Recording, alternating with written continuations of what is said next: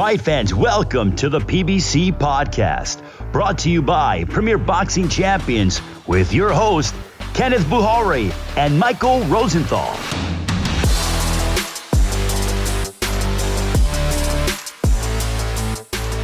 Welcome, everyone, to the PBC Podcast. I'm Kenneth Bouhairie. And I'm Michael Rosenthal, editor of USA Today's Boxing Junkie. Thanks, as always, for tuning in to what should be another really fun show. This week, O'Shaquie Foster and trainer Jose Benavidez Sr. will join us. And in this week's toe-to-toe segment, Mike and I are going to list our 5 favorite fighters of the 2000s. But first, let's talk about last Thursday's heated press conference between David Benavidez and Caleb Plant. Benavidez and Plant will fight for Benavidez's interim WBC 168-pound title Saturday, March 25th in Las Vegas on SHOWTIME Pay-Per-View. These two have been going at it for years, and they finally met to announce their fight last Thursday. And there were some expletives, beef between both camps, a couple near brawls, some great one-liners, and more. Mike, I take it you weren't surprised that things got testy. No, I wasn't surprised that things got testy. They obviously have developed a pretty significant dislike for each other over the years. I was a bit surprised that it got as nasty as it did, mostly from the Benavidez side, frankly. Jose Sr. and David just didn't hold back. I think the sentiment was genuine. It's a real thing. And they also might have been trying to get under Caleb's skin, maybe trying to goad him into standing toe-to-toe with David more than he would when they do end up in the ring together. There might have been some method to the press conference madness. So you think, because David seemed pretty fired up, you think it might have been maybe just trying to get under Caleb's skin? No, not entirely. David was letting his father do most of the talking until Plant mentioned cocaine, the reference to Benavidez losing his title after testing positive, back in 2018. I think that triggered David. The combination of his dislike for Plant to begin with, and that comment just sort of set him off. At least that's the way that I read it. It was game on at that point. And I'll add this: David is just kind of a fiery guy. That's how he is when he gets worked up, and that's how he fights. I think it's a strength of his in a way. What about Plant's demeanor? Because he seemed fairly calm throughout all of this. Yeah, I have to say that I was impressed with the way he handled himself. The one comment about cocaine aside, he maintained his cool and never really, taking the bait, if you will, from the Benavidez's. He sort of calmly, coolly made his points, and he made a lot of sense, in my opinion. And obviously, he's not afraid. They're saying he's afraid. He's not afraid. He certainly wasn't about to cry. I don't even know what they were talking about. Yeah. Did this presser give you any insight on what might happen on March 25th? Not really. Maybe I'm a little jaded because I've been doing this for so long, but these guys who they are, they're both professionals. I think all this stuff sort of goes out the window once the opening bell rings. Benavidez isn't going to fight like a wild man because he doesn't like Plant. He's going to try to methodically break him down, which he's done to almost all of his opponents. And Plant isn't going to fight the way Benavidez wants him to fight because he thinks Benavidez is a jerk. His strengths are his technique and his athleticism. I expect him to try to outbox Benavidez, while picking his spots to engage with him. That's who he is, and I think that's who we'll see on March 25th. So I'm not sure we're going to see any big surprises in terms of the way they approach the fight, based on what we saw, based on their dislike, of each other. Yeah, and we're going to be talking about this one a lot more up until the fight. In fact, we're going to talk about it some more right now. Let's bring in our first guest this week, the trainer of David Benavidez, his father, Jose Benavidez Sr. Jose, first, thanks for being with us. Tell us how camp has been ahead of March 25th. Everything, thanks to God, everything's been going well. We had a great camp. Actually, we were getting ready to fight Uzcategui, and that fight fell off, and we had the opportunity now to fight Caleb Plant. So we're super excited. See, these are the fights that David wanted for a long time, and that's a boost they gave him, and he's super motivated for this fight. Yeah, he mentioned that he's having a great camp, and I wanted to know, are you guys doing anything different this camp? What is making it better? Yeah, so we brought Memo Heredia. As a lot of people know, he's been working with a lot of champions, and for strength condition. We also have Chris Danina. So I have two strength and conditioning guys, just to make it. We know that David throws a lot of punches, and stamina has always been a good thing. But I think we want to make sure that it's better this time, and that's why we decided to bring these two guys in camp, and we're super excited. Are you concerned at all about overtraining, though? It sounds like he's been in camp for such a long time. Yeah, I've been hearing that all my life, overtrain. But at the end of the day, I believe that, when somebody's training and it's maintaining and is not partying and is not doing things that he's not supposed to do, I think there, in my opinion, I don't think there's such a overtraining. But when you're training and you're partying and you're doing other things that you're not supposed to be doing, that you can overtrain because the body gets very tired. But if you let the body heal and recuperate, like what we're doing, we're using the cryo, we're getting massages, we're using the air chamber, and we're doing a lot of things to recuperate. So I believe that, in my opinion, there's no overtraining. I think you work hard and you see the benefits, and I think you overcome and you see the difference in the fights. Jose, as fans, we're really excited about this matchup. And you mentioned to us before we started here that you're excited too. What do you think makes this matchup special? What makes it special? Because, we're fighting the best of the best. Caleb Plant's a good fighter. He fought the best. He fought Canelo Alvarez. And in my opinion, I think he was winning the fight until he got tired and he got knocked out. He looked spectacular in his fight against Anthony Durrell. He got him with a good combination, a good pop, and hopefully that knockout that he got with Anthony Durrell gives him more confidence in order to come in and exchange punches with David. So like I said, he's a good fighter, a very disciplined fighter, and it's a tough fight. It's not an easy fight for David Benavidez. So we're trying to do as much as we can to do things right and train and be 100% the day of the fight. So we'll get into the boxing side of this in a second, but let's get the bad blood thing out of the way. People always talk about bad blood. It's usually used to sell the fight. This one seems different. Is it real in this case? Yeah, I believe that. Yeah, this is the real thing.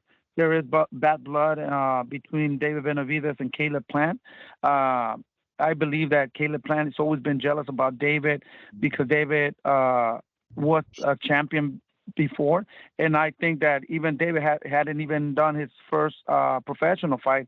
I think Caleb Plant had already had like about 10 fights, and I think we signed with the same company, and what happened is that David just came up and started making a lot of noise, and he became a world champion before that, and I believe that Caleb Plant thinks that he deserved to be in that spot, and I think David has more fans than Caleb Plant, and I think that that's where the rivalry comes. I think honestly, that's what I believe, and that's what it is, because I can't really recall what the problem was. We used to be friends. We used to train in the same gym.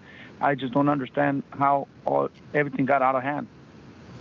Yeah, I was going to ask you, we saw last Thursday's press conference, which got pretty heated. What were your thoughts on what Caleb had to say during that presser? Well, he didn't say much. I can't really recall anything that he said. He came, he not really said nothing, So to be honest with you, he's just saying things that, to me, it doesn't even make any sense. We asked him about, when he took the fight. In my opinion, I think he was pressured to take this fight. We've been trying to fight Caleb Plant for a while. And when they came back that, we were trying to make the fight, the only reason he said that he will make that fight if he was to get to use rival gloves, a 22 feet boxing ring, blue corner, be announced as a champion, and all those things. We right away we said yes to it. If I would have said no to blue corner, he would have said, hey, I tried to make that fight. They didn't accept what I wanted, so guess what? I don't fight them. So I think that's what would have happened. So we went ahead and gave him everything he wanted. No complaints. We're happy with what we gave him, and because we wanted to make this fight. This is the fight that people want to see, and it was easy for us to give him what he wanted. David looked like he was ready to throw down right there at the press conference. What do you think sent this rivalry over the edge? I said you said you can't really pinpoint what it was, but it seems like it went from 0 to 100 really fast. Yeah, no, the thing is, that Caleb Plants always keep bringing the same thing, I hope, you come clean and cocaine and all that, I think that's in the past, man. David made his mistakes, and, we had to pay for all those mistakes. And that's what sets him up, that's in the past. That already happened, We have Bada coming here, David's been tested all the time. David only missed one time at the weight, one time. So at the end of the day, he got disciplined. These things helped him get better, and he's more mature with it. And I think he's a changed man. He's been very disciplined, and I think he just keeps bringing it back. I think that's something that it's in the past. I mean, if David's doing coke or doing whatever, he shouldn't worry about it. David's making damage to his body, not trying to hurt other people. It's not like he's using steroids or anything like that he might have an advantage of hurting other people. He's hurting himself. So he should be happy because then he's going to get David more tired or more worn or whatever, but that's not the case. David's been clean, and he's been very motivated and focused and disciplined.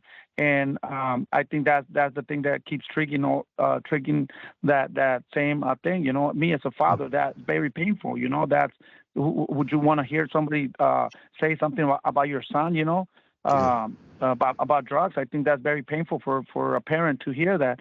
And that's why I told him, you got to stop that shit, man. You just got to train, get ready, and show up the day of the fight. Is there a chance that David could bring emotions into the ring with him, or does all that just go away once the opening bell starts? No. At the first press conference, we just had everything that we had to say. We said it. I think I'm going to admit, I want to apologize to all my fans and all the people. I'm not ashamed. People make mistakes. If I went overboard, I want to apologize to all my people, all my fans. This is not going to happen again. We're not like that. We're here to prove ourselves and train hard and show the people what we have. At the end of the day, it's a tough fight. Whoever comes more prepared that night is the one that's going to be victorious. And I believe that David is going to do so. And they think the same. So at the end of the day, the talking, it's all on the side already, and we just have to prove ourselves and prove that we are the best in order to go to the bigger and better fights. So perfect transition to my next question. So let's move to the boxing aspect of this. Obviously, you just stated that you think David is a better fighter than Plant. Tell us why. I think that, at the end of the day, David has gone through a lot of things in life that had helped him be more mature and be more hungry. And just at all the situations, he got tested positive for recreational use. He got his belt taken away because overweight, one time. And I think there's so many things, that happen in him in life that he matured. He's super young. He's only 26 years old, but he's very mature. And look at Caleb Plant, he's never drink. He's never party. He's stays in weight the whole year round. So he hasn't got any of those things that David has gone into to learn. So at the end of the day, things happen for a reason. A blessing comes in different disguises. So I think David, he needed that in order to become the Mexican monster. Hey, what percentage of David's potential has he reached? Is he 75% toward his peak, or what are your feelings on that? When you say his peak, are you talking about talent or peak of training camp right now? In terms of how good that he'll ultimately be. I believe that, right now he's only 26 years old. You got to look at Caleb Plant. He's like 30, 31 years old. I think David, at his level, I think he's like maybe at 65%, at the most, maybe 75%. And they're already calling him the Mexican monster. Imagine when he's 29, 30 years old, that he'll be strong, he'll be a man, So I believe he's ahead of his years, and to be competing and fighting some of the best at this point, I think he's in the right track. I think we're going to show it on March 25th. And I think people are going to be blown away because a lot of people think that, they said that he's flat-footed, that he doesn't have defense, and he can't cut the ring off, And we know what Caleb Plant is going to do that night. He's going to try to move around and box him, and our job is to cut the distance and cut the ring off and chop that body and try to hurt him. Because if we don't do that, guess what? Caleb Plant's going to look impressive. So you mentioned that you do respect Plant as a fighter. You said he's a good fighter. What does he do well? The things that he does well, he has very good feet, and he throws a lot of combinations on the moving out, boxing, and doing all that. So to me, he does have a lot of talent. But at the end of the day, I don't think it's enough for David. I think David puts a lot of pressure. I think we're going to break him down, and eventually we're going to stop him like David has stopped everybody. A lot of people say that David doesn't have that power, but what David does, he punishes people, and he wears them down, and he makes them quit on their stool. And sometimes even the trainers don't even let these fighters go. Yeah. What does David have to do in order to win this fight? The most important thing, a lot of people think that we're angry. We're not. We're going to have to come in angry, but control that anger. And David has to be focused and stay on his game plan. And it's not a secret. We're going to find the way in, bobbing and weaving, and not walk straight up.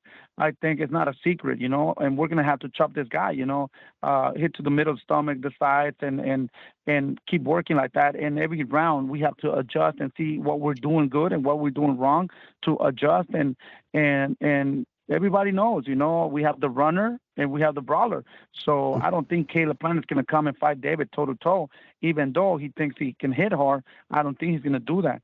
So we're going to have to go get him, and it's going to be an exciting fight. We're going to show the people, and we're going to put in test a boxer against a brawler and see who becomes victorious that night.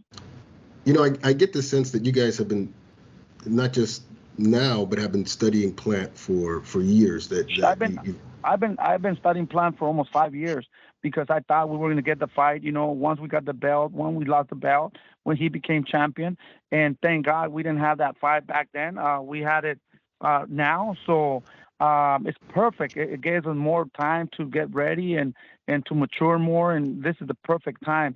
And I've been studying him for years and years and years. And I also been studying Canelo Alvarez. Canelo Alvarez, I don't think that fight's going to happen with David, but I've been studying him, and I also been studying David Morrell and Boo and Charlo, because I think those are the potential fighters that we might face in the future. But now our thinking is just Caleb Plant. We've been studying everything he does, everything I've been doing it, everything he does, how he acts, what he says, and the way he behaves, in my opinion, that helps me a lot. And training and what he does, what he's good at. He's a good fighter. That's why he's at where he's at.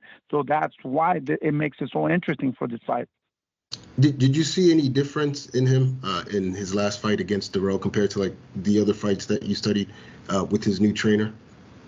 Yeah, I didn't see a big change. I believe, and I'm going to say it now, I think he was doing a great job with the old trainer.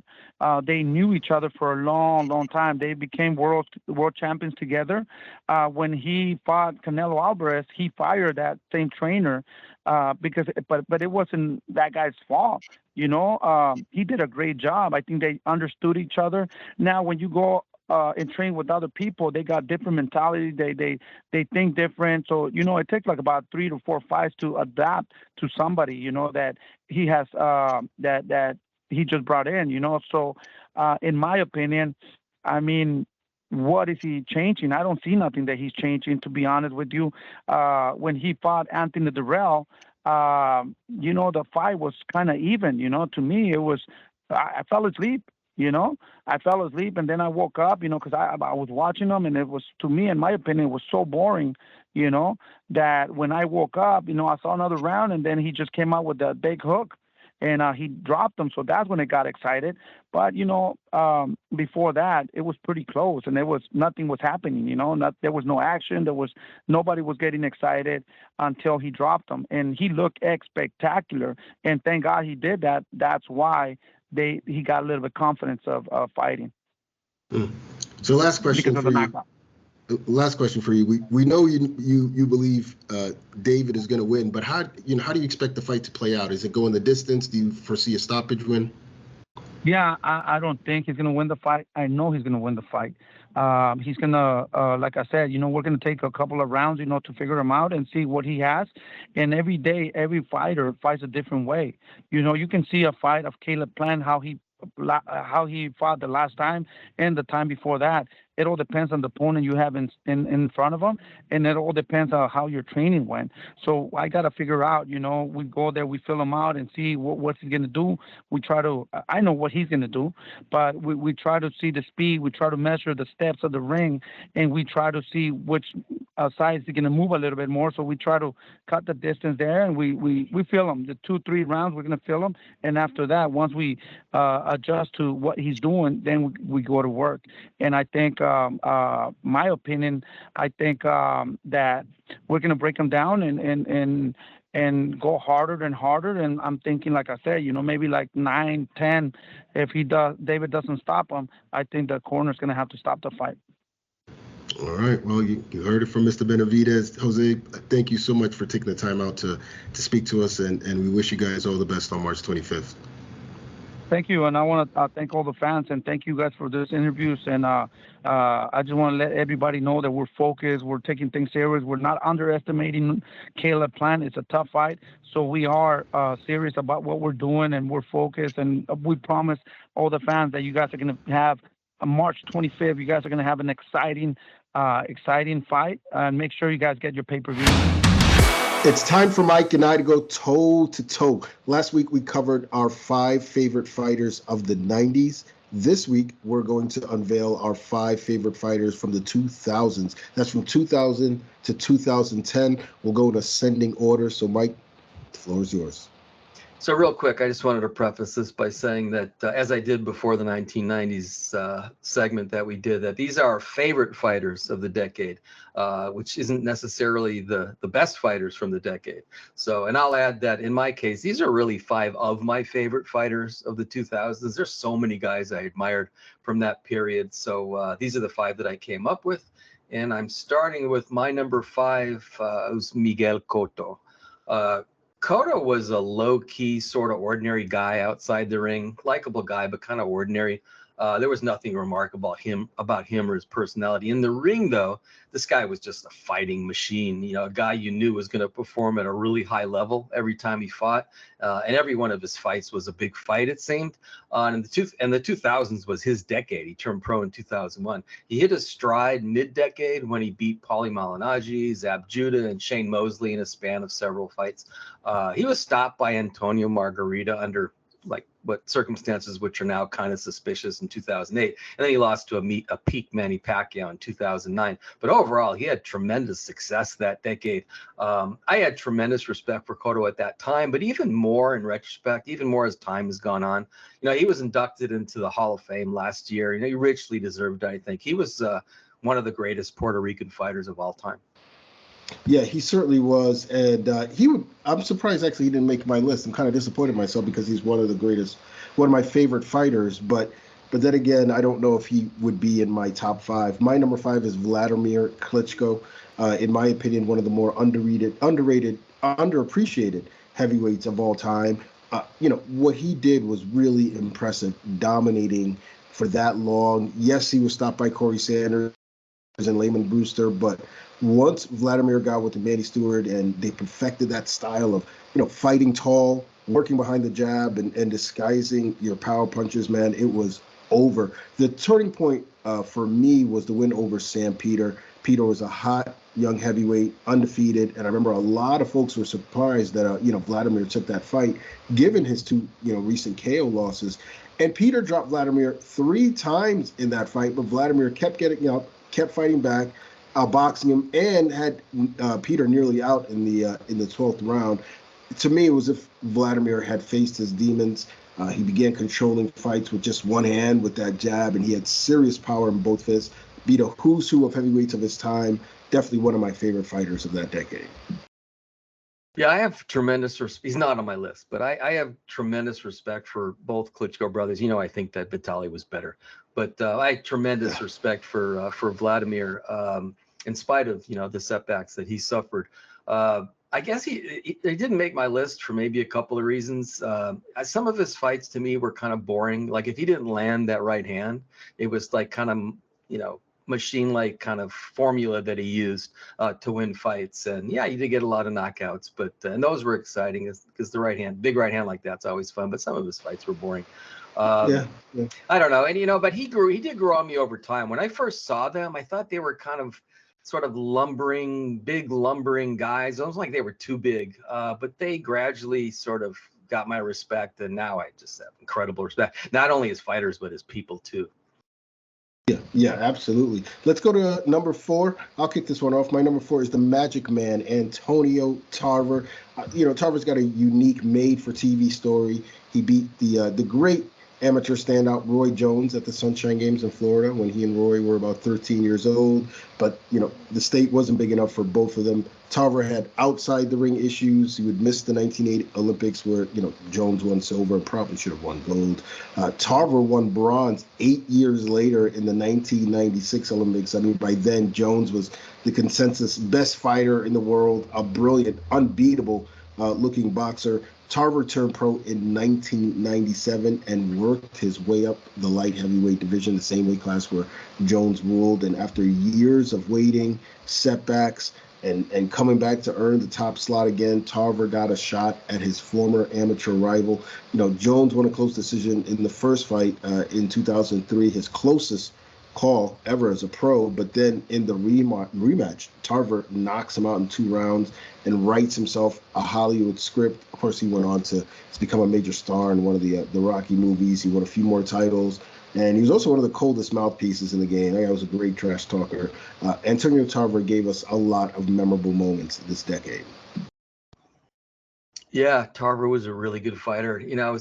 I guess one of the reasons that he's not on my list is, Jones is my favorite fighter since Sugar Ray Leonard, and you just described what he did to Jones. So I think maybe I was angry at him. I don't know, but the ability was obvious there, and he was actually fun to watch because he was. Yeah, he was a really good all-around fighter. So I get that he's one of your favorite fighters. Yeah, who you got for number 4? So number 4, maybe this is like too obvious, but it's reality, is Arturo Gatti. I'm one of those people who question whether Gatti should be in the Hall of Fame, although I think you can argue that he should be. That aside, no one could argue that he wasn't one of the most entertaining fighters, of his or maybe any generation, which is probably why he's in the Hall. The guy was a warrior's warrior, if you will. He turned in one classic after another. Of course, that starts with what might be the greatest trilogy after Ali Frazier, and that's Gotti's 3 fights with Mickey Ward.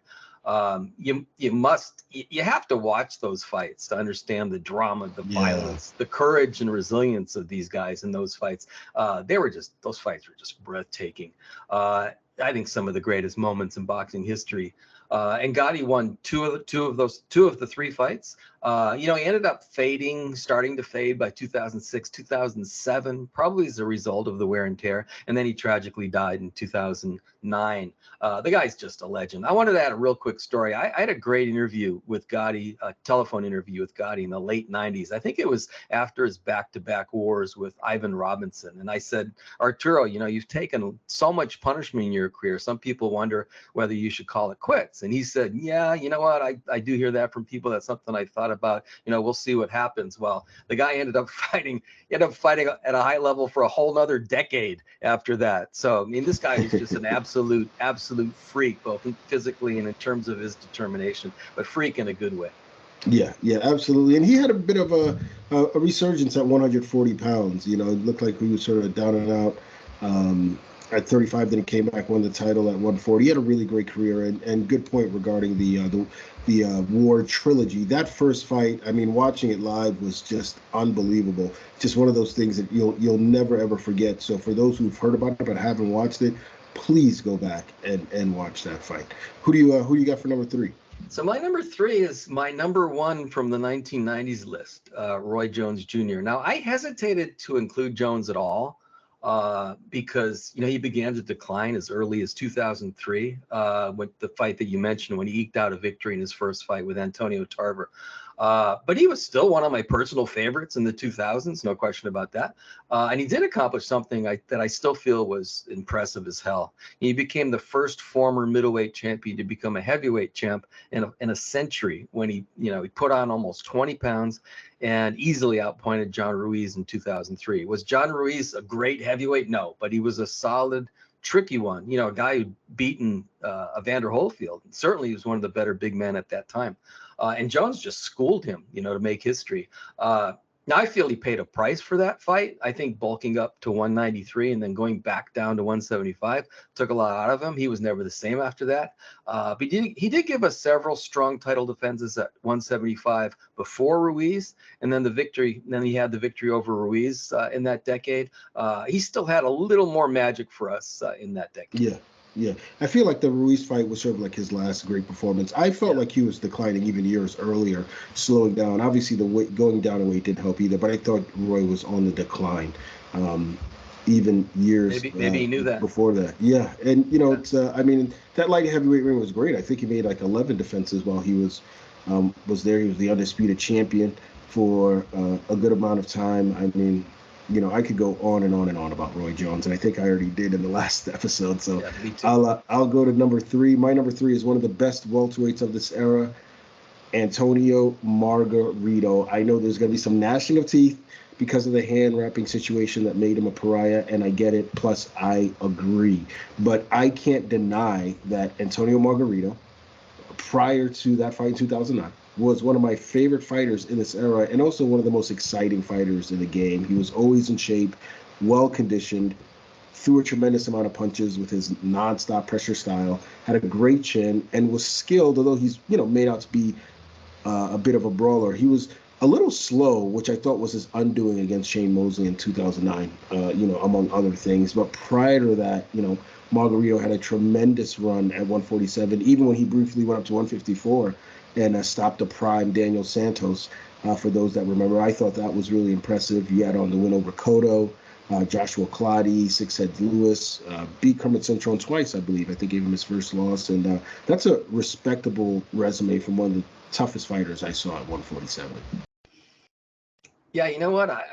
Margarito actually crossed my mind when I was considering, who to choose for my top 5. But there was no way I was going to choose him after what he did. I get it. Yeah, cheating the way he did in that fight, or maybe it was his trainer, who knows? But it actually reminds me of a weird one, maybe.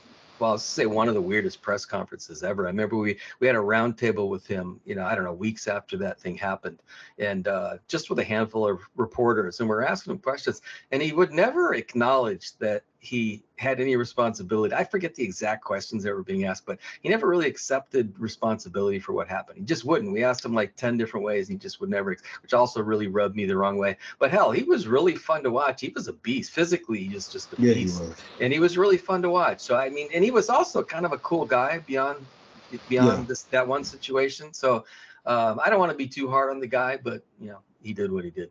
Yeah. Let's. I'll go on to number 2.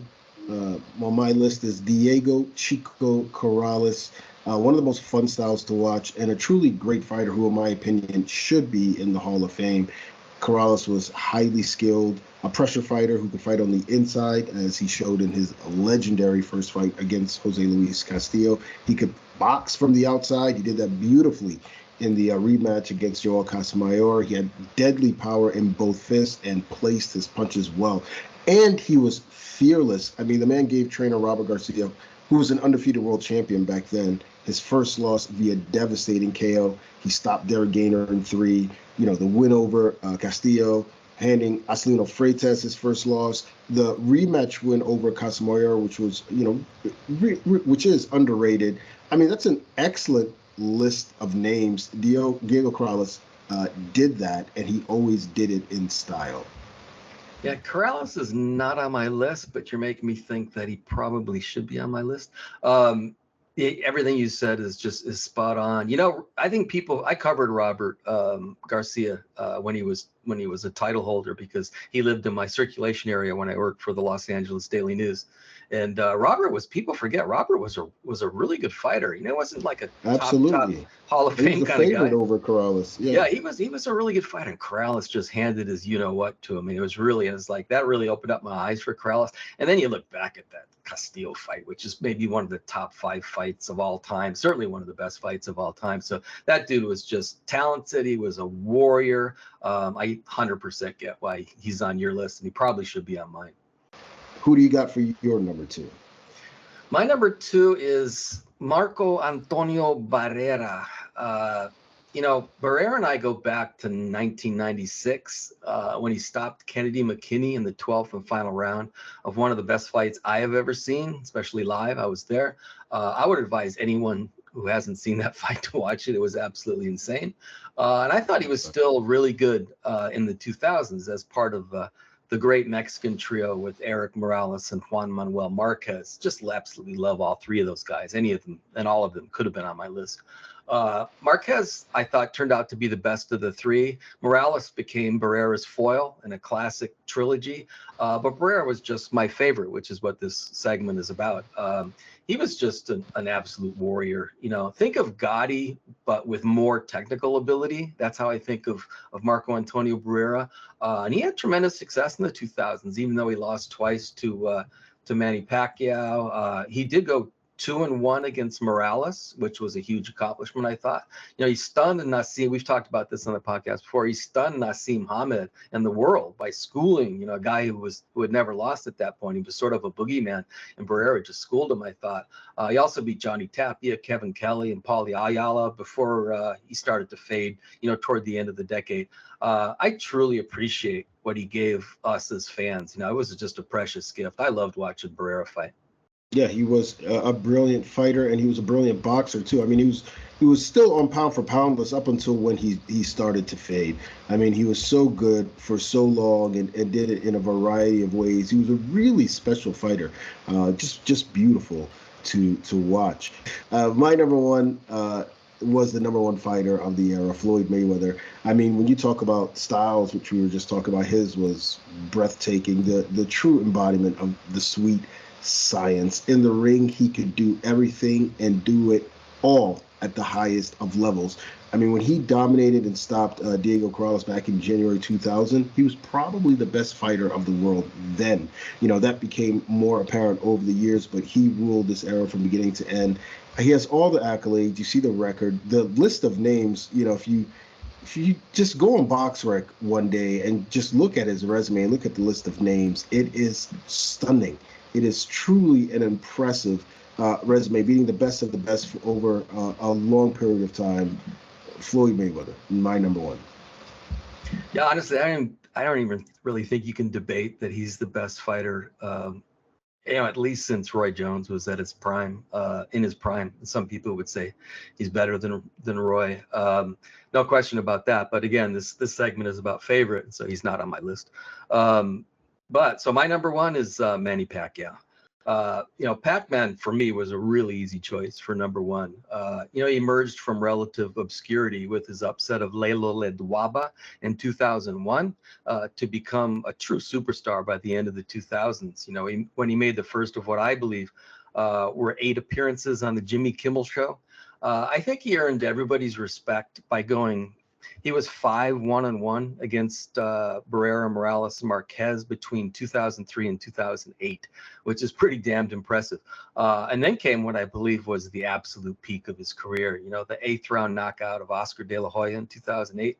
That sort of put him over the top in terms of stardom. And then came one of the most spectacular knockouts I've ever seen in my entire career as a boxing writer. Even beyond that, his 1-punch stoppage of Ricky Hatton in 2009. He also had a 12th round KO with Miguel Cotto later that year to top everything off. So I mean, damn, that was an incredible run that he went on. And on top of all his success, he was a lovable guy, which is why he was on the Kimmel Show so many times. I think the combination of his ability and likability, if you will, made him hugely popular. Just love that guy. I always will. Yeah, this is the decade where Manny Pacquiao became a superstar and also became a living legend. You mentioned his record against the three Mexican greats, Morales, Barrera, and Marquez. But you throw in the win over Miguel Cotto, which to me was highly impressive. I was not expecting Manny Pacquiao to do that. The knockout over Gatton, of course, and Oscar De La Hoya too, which was completely one-sided and one of the most fascinating outcomes I've ever seen in person. I mean, Manny Pacquiao is a true legend, a true legend. I certainly understand why he is your number one. Let's bring in our next guest. He will be facing Rey Vargas for the vacant WBC 130-pound title this Saturday, February 11th at the Alamo Dome in San Antonio, live on Showtime. O'Shaquie Foster. Hey, O'Shaquie, how's it going? Hey, how you doing, bro? I'm doing good, man. Good to see you. How are you feeling ahead of your world title shot in February 11th? I'm feeling great, man. I'm ready to go, man. I just been counting days. Now, on paper, this is the toughest test of your pro career. Do you feel that way about Vargas? Yes, I feel like he's the toughest test. Being that he's a two-time world champion, trying to push for his third, and we fighting for the world title, so I feel like this is the biggest stage in my career. Well, Shaq, you said at the press conference that this has been the best camp of your life. How so? Man, I've been locked in more than ever. We did a lot of stuff different. We upped the training, and we just been going in. I've not really did anything outside of just being in the gym. It's just been totally different, the approach to this camp. Do you have to prepare any differently, maybe get certain sparring partners for someone with the height and length of Vargas? Not really. We have a lot of guys around the gym that's I've always sparred bigger guys, bigger weight classes, 140, 147, 154, 160. I've went all the way up to 168. So I've always sparred bigger guys. The height won't be too much. Just a 2-inch difference with me. I feel like him being at 122, it made a big difference. I don't feel like, now it would be too much. Do you feel you have the strength advantage over him, though, even though he's coming up in weight? Yeah, I definitely feel like I had the speed, the strength, the IQ advantage over him. Yeah, I definitely feel like it. Now, he's coming off a big win against Mark Mixayo. How do you think he looked, in that fight? I think he looked all right. I never was big on Big Mixayo. I feel like he got a gift with Russell. I mean, he won the fight, but Russell was one arm. So I never was big on Mixayo, but he definitely came in. He got the job done for sure. Now, for you yourself, I mean, you've worked your butt off to get to this point. You had so much going on, and then 2015, 2016, a couple losses. You took some time off, and you haven't lost since then. What was the turning point for you? I had to stay focused, get with a team that believed in me, that knew me, and we was on the same page. Things like that. That's really the ultimate thing, is having the right team around me that could pull out my potential. I mean, did you have to make specific changes, or was it really just a matter of just being more disciplined? Yeah, I had to move away from my hometown. Moved away from my hometown. I got with Bobby Benton, Aaron Navarro.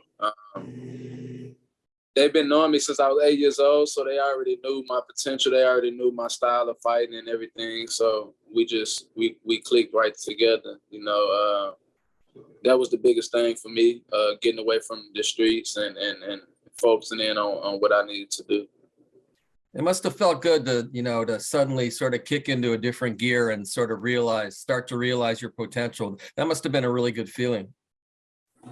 Yeah, most definitely. I mean, I always knew I had it. It was just the circumstances. The gym had closed in 2011, right after right while I was in the trials, while I was in the Olympic trials.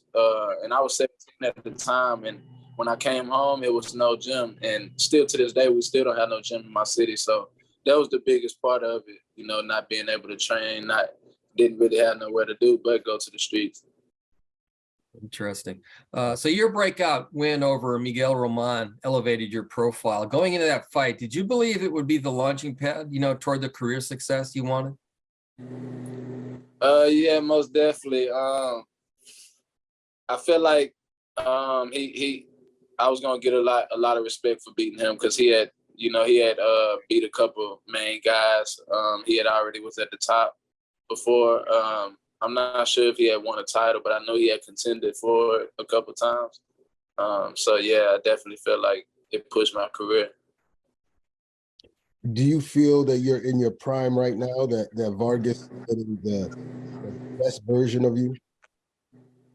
Most definitely. I feel like physically, mentally, I'm at the right point. I'm ready to go. I just feel like it's the right time, You're saying it's the right time. I mean, and it is, because you're now in a position where you can get a championship and then put yourself, as an elite boxing attraction. What do you feel you have to do to make that happen?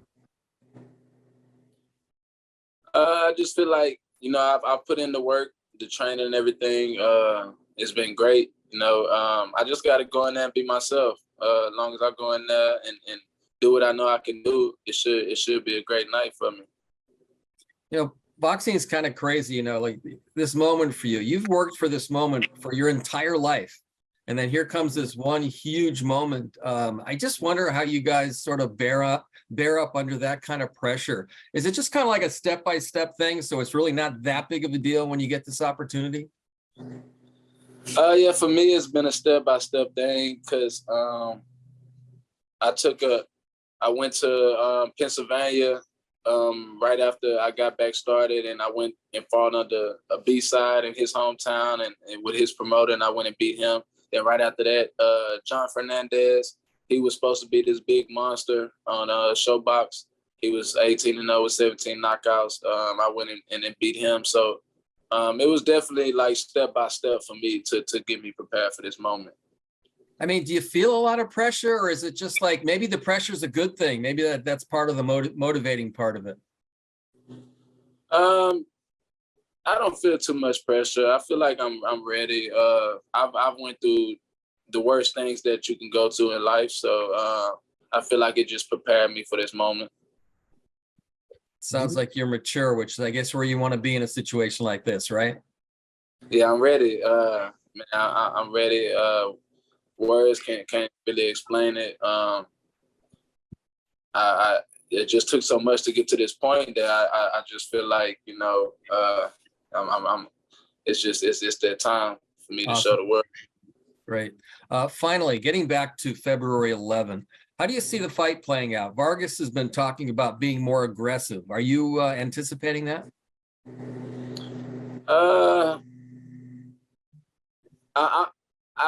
They're in a style I haven't seen, so I'm ready for if he wants to be aggressive or if he wants to box. Definitely ready for it. I've had either one come towards me, so I'm ready for it. Fantastic. Shaki, thanks so much for taking the time. We're excited to see how this plays out for you. Thank you for having me. That's going to do it for this week's show. We want to thank O'Shaquie Foster and Jose Benavidez Sr. for joining us, and to you guys, of course, for tuning in. Be sure to check us out next week for more boxing talk and more interviews right here on the PBC Podcast.